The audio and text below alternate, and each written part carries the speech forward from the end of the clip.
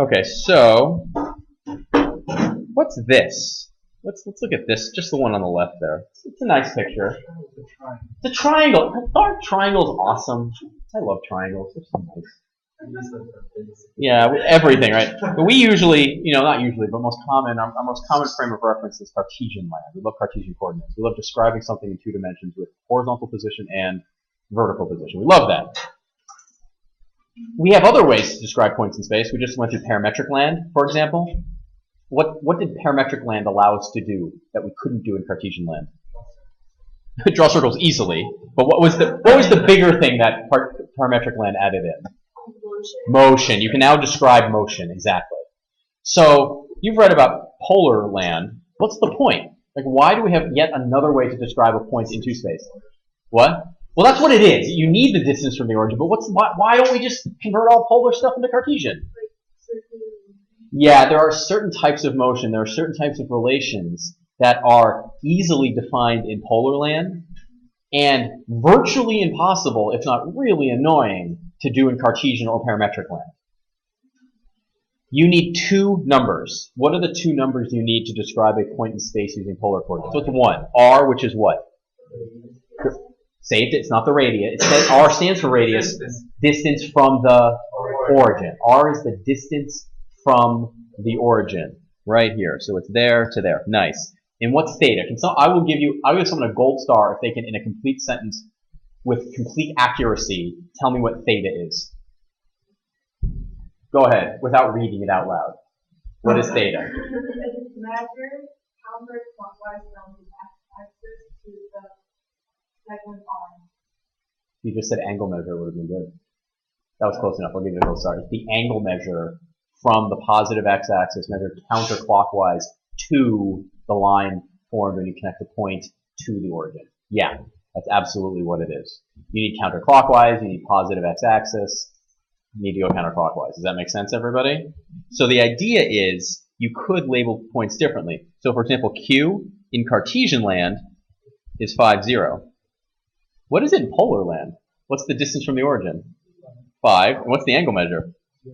So are there points that have the same Cartesian and polar equivalent? Yeah, sure, it happens. Then it gets more interesting though. U here in Cartesian land is 3, 4. What is that going to be in polar land? The square root of, it's a nice one, isn't it? 5, because it's a 3, 4, 5 triangle. And then what's the angle measure? Yeah, you guys sometimes are going to want to use tangent, right? It's not the tangent of, it's the tan inverse of.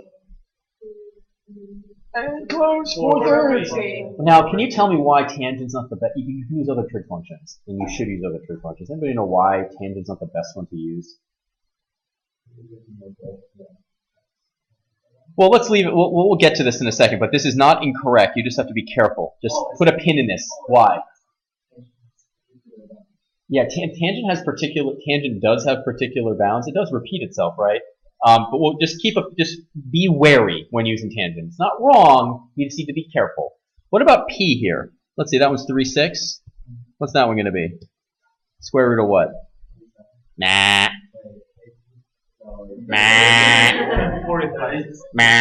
45? That sounds right. Tan inverse of what? 2. Nice. Okay. That's nice. We'll get to it in a second, but it's tan inverse of 2. That's nice. You can do tan inverse of 2. Sure. You can do tan inverse of 2. It's fine. What about R here? Oh, it's negative 5, 0. What does that go to, though? 5, pi. You know what the angle is. It goes all the way around. It's pi, right? What about V here? What's that going to be?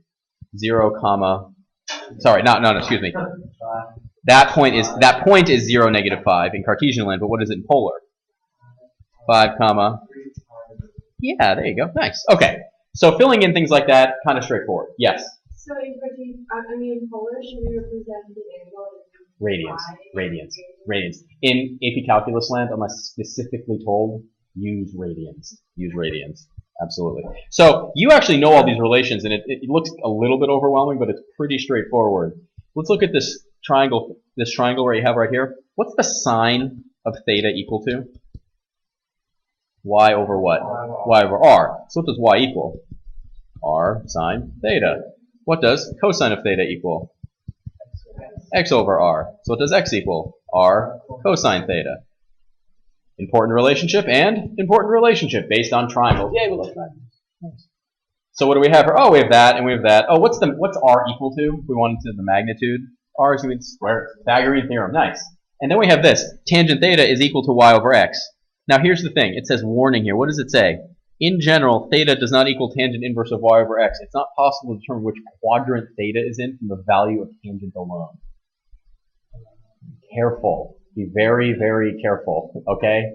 So if possible, use sine or cosine, but just be careful. It could be a lot of places. Exactly. Exactly. Because negative 4 over 3 is very different than 4 over 3, but it's the same tan inverse value. Just careful. So we've done a couple of these. Very nice. Let's look at a different picture. What kind of graph paper is that? That's polar graph paper.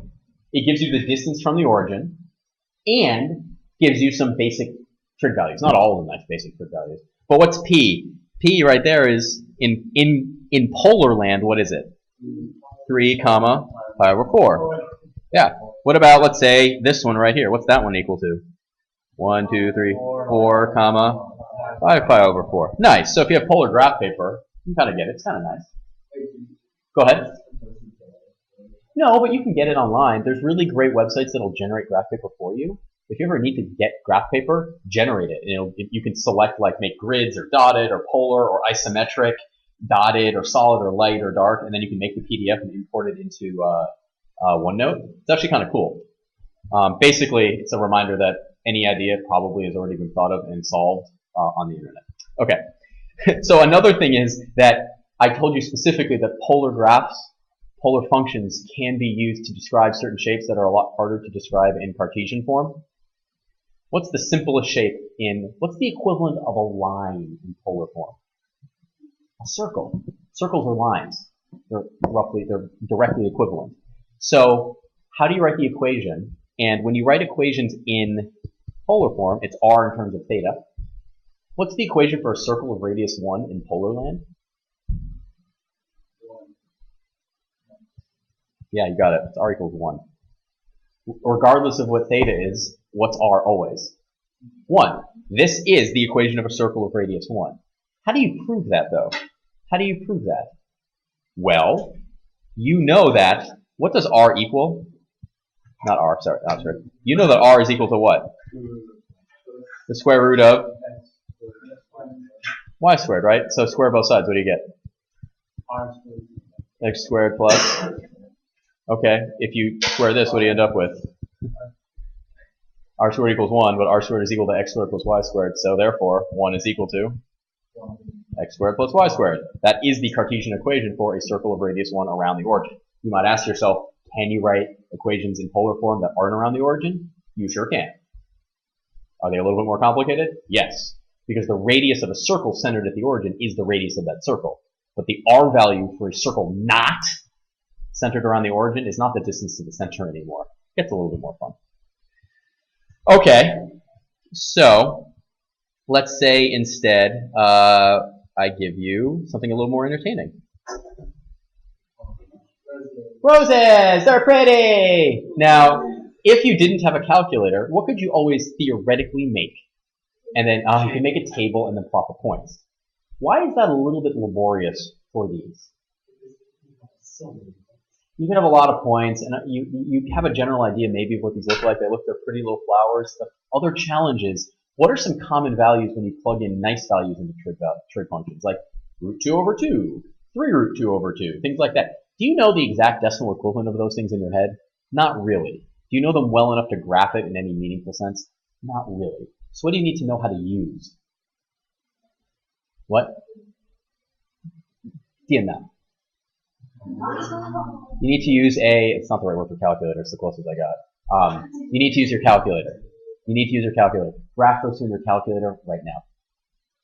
Easiest way. Anybody have an easiest way? Careful. You could. But what do you mean the number of petals? Like, how can you tell how many petals it has? Well, no, that's what you would think. There's a way, right? Yeah. Here's an easier way. How big are they going to be? The radius, the overall, sine and cosine go between -1 and 1, right? So the radius is going to go from back or to over 4. So this one right here is the red one, and this one right here is the blue one. Kind of cool, huh? Anyway, it's kind of neat. So, yes, go ahead. Okay, well, how about this? Just play around with it on your own. I can give you some specific help. Give a circle. Pi r squared. If you wanted to figure out what percentage this circle is shaded, what percentage of the circle is shaded, what's the easiest way to say that in radians? Theta over 2 pi represents the part of the circle that is shaded, correct? So if you wanted the area of that sector, you multiply this by pi r squared. This is the whole area. This is the what percentage you want of it, or in decimal, right? Oh, what nicely cancels? Yay! The pi cancels, and you're left with 1/2 r squared theta. That's the area of a sector of a circle in radians. Yeah, okay, that's nice. Why does that help us? Well, we might have a polar graph that looks like this. And you have to remember, instead of the x-axis being down, what's the down position? You always know you're going down if you're going towards the what? Origin. Down is always towards the origin. So this is the equivalent. We found the area under curves before, right? We found like this area right there. We always found the area under the curve. We're doing the same exact thing, but the area under the curve is always pointed towards the origin. What shape are we going to get? Instead of adding up rectangles, what are we adding together? Triangles that are actually kind of sectorish, right? They're swept out, little pieces, right? Here's the thing. Is this radius the same as that radius? No. But as you get smaller and smaller slices, what happens to those two radiuses? They get really close together. They get really, really close together. So the approximate area is still 1/2 r squared times whatever that theta value is in between. And in this case, we'll call it delta theta. Little d theta, infinitely small slice of theta. So what do you end up with? You end up with this right here. It is the 1/2 gets pulled up. Why are you allowed to pull out the 1/2 to the outside of the integral? It's a constant. It's not being touched, right? Alpha to beta, and then you have f theta squared. This right here is the equation for r. R is equal to some function in terms of just what? Theta. That's the r squared. What's this right here? Oh, that's the infinitesimally small part of theta that you're dealing with. By far, in my opinion, the most common mistake people make on these integrals, the alpha and the beta. The alpha and the beta are the starting and end values of what? Of theta. And it's not as easy to identify as it is in Cartesian land. In Cartesian land, which we can see right here, it's relatively straightforward because, you know, it goes from x equals a to x equals b. Like if you have that point and you have this point, you know what the limits of integration are, right? When you're dealing with these in polar land, it's not always straightforward. What do I mean? Let's say, oh look, we saw that function, right? We just graphed it. So the question is, you can set up this integral. If I wanted to set up the integral for the area of just this leaf right here, careful, 1/2 3 sine 2 theta squared d theta. What do you think the starting value is, the lowest one? It is 0 to what? No, it's not. Over 2. Be very, very careful. You have to remember and figure out how this gets traced out. It starts here. Where does this go afterwards? It goes this direction, right? Do you see that? Okay, it's going this way, it's going this way, it's going this way. It comes back. When it gets back to there, what's the angle measure that it's going to? It's getting infinitely close to what? Pi over 2. That point right there is 0, 0, and what else in polar form? 0, pi over 2. So you have to go from 0 to pi over 2. You have to be very careful. Let's be clear here. After this little roller coaster loop happens, where does it go next? Down. Okay, it does go down. Does it go down and left or down and right? Right. See, there's a little disagreement. All I want you to focus on right now, don't make any quick assumptions about which way it goes. Think about it for a second. You don't have to do it right now. I just want you to get to the point in your mind. Don't just automatically think it's going to go here, and then there, and then there, and then there. Be really careful. Yes, it is either going to go this way or this way. How do you figure that out? You need to look at the original function, right? Just to look at the original function. Be very careful. Sit down, please.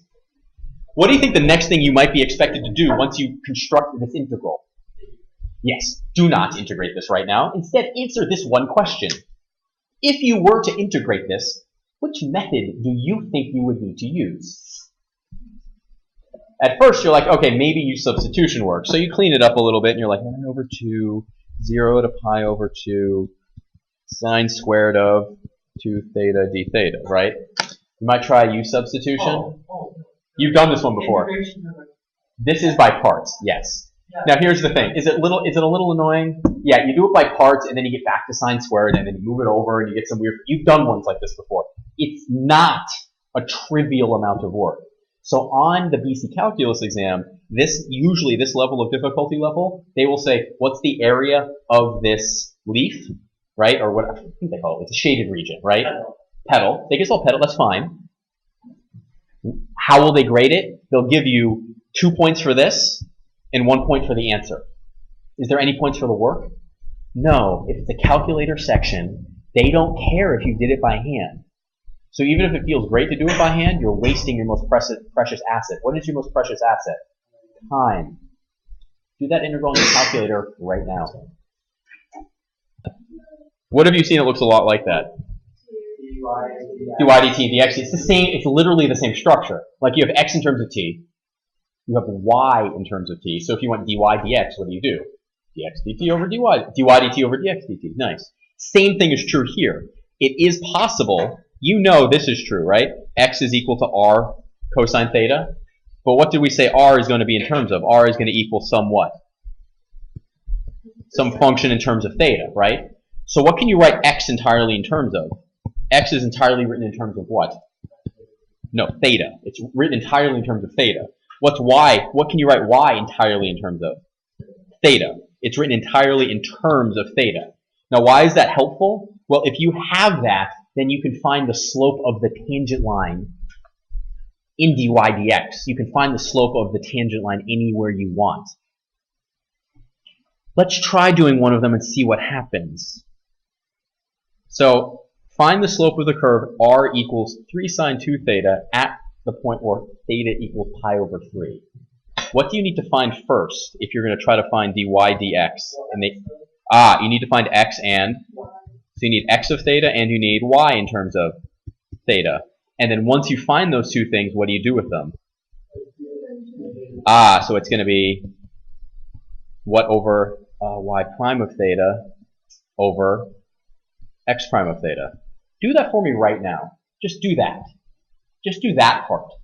Don't plug in theta yet. Just do that first. Here's the function. R equals 3 sine 2 theta. That's why I said stop. What's x theta going to be? 3 sine 2 theta times what?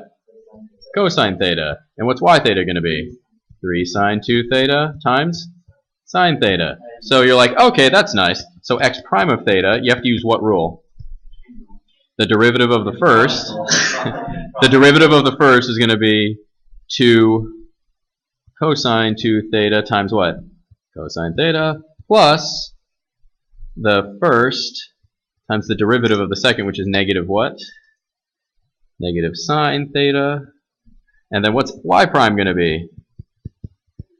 The derivative of the first, 2 cosine 2 theta times the second plus the derivative of the first times plus the first times the derivative of the second. Nice. So if you wanted to do this by hand and calculate, if you wanted dy dx when theta is equal to pi over 3, what do you have to do at this point? Yeah, you have to plug in pi over 3 into this. You're like, maybe I can simplify first. So you're like, maybe I can factor it. Well, the best you can do is cancel the 3's. There's a lot of stuff that's really similar in these things, right? But look, you have cosine 2 theta, nowhere else. You have cosine of theta, nowhere else. Each of these things is just a different jumble. So the only way to do this one is to do it by hand and to plug in pi over 3. Is that kind of annoying? Yes. On this one, on this type of question, I'm not sure. You might be expected to do one of these by hand. Yes, that might be problematic. The most challenging thing, in my opinion, about working with polar functions is not the concept of polar functions, it's the algebra that you end up getting involved into. You ready to see how it can get even more fun? Are you ready? Can you handle it? Are you sure, Mike? Dunda? Dunda? Okay. Dunda. What's this? Airplane! What theorem is it totally reliant on? Polar. Sorry, Pythagorean. That's the base of the triangle, that's the height of the triangle, right? But here's the thing. Hey, it looks exactly like the parametric. It wasn't that bad, right? We figure out, okay, you have to find alpha and beta instead of the starting time and end time. Well, what are we squaring here? Oh god, that thing. We're squaring dx d theta and dy d theta. We found dx d theta and dy d theta, right? And you're like, no. You're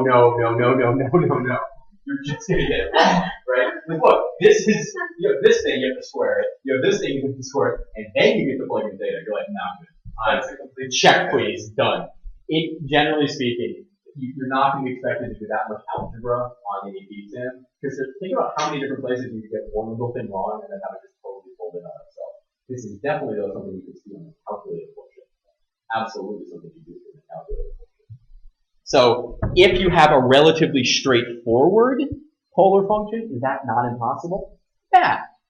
But what happens really quickly if the derivatives start blowing up on you? Then you square it and you're like, no, I'm done. Just get it and leave. Don't do that during the AP exam. Please don't do that. Please don't do that. Nice. So let's look at this one first. R equals 2 cosine theta. If we wanted to examine what this looks like, we're a little bit more comfortable with Cartesian coordinates. Anybody want to help me take a first step to convert that to Cartesian coordinates? You know that x is equal to what? R cosine theta, is that correct? What does R equal? So x is equal to 2 cosine theta times what? Is that correct? Okay, so we have x is equal to 2 cosine squared theta. Does that help us with anything? Does it? We'd love to have a y as well, right?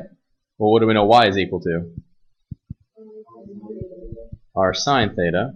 Okay, so we know r is equal to cosine theta times what?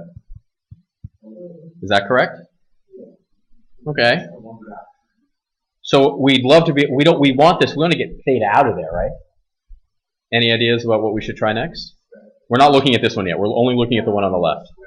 Let's square them, sure. So what do you get? X squared is equal to 4 cosine to the what? Theta, like that? So what does y equal? 4 cosine squared times what?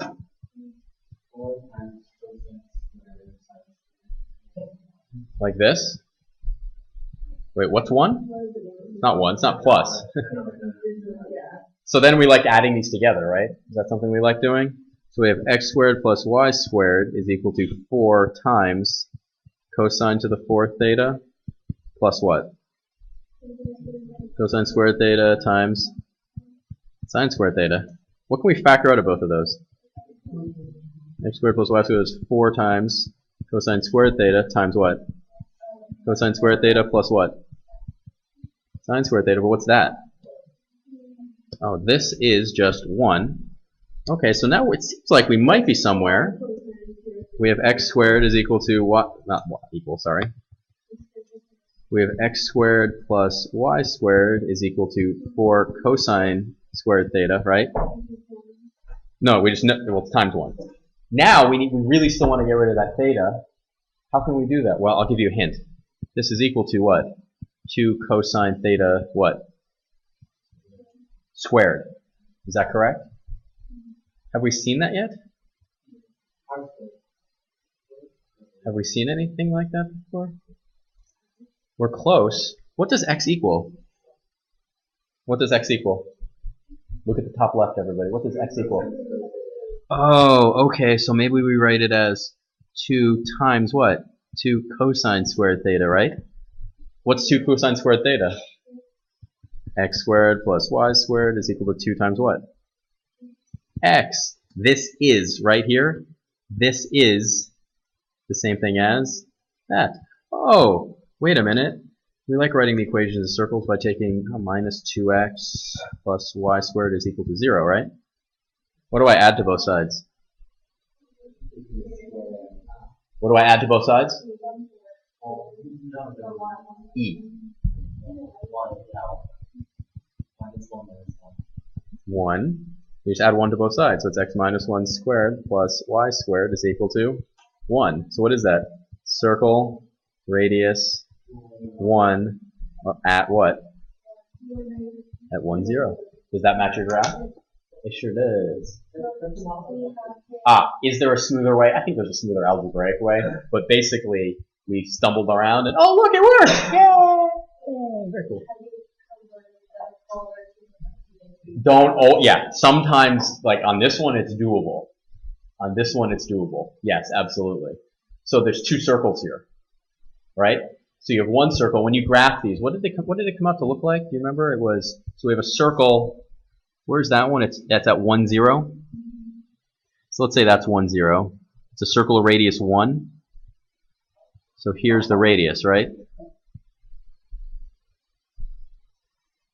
Do you remember where does the second one, where does this one sit? Did anybody figure that out? Where's the center of that one? I think it's at 0, 1. Where's the center for the other circle? 0, 1. Is it at 0, 1? Okay. So the center for that one's right here. I'll do a different color. So now you have this picture. Now you have to understand what they're asking. What are they asking you to find?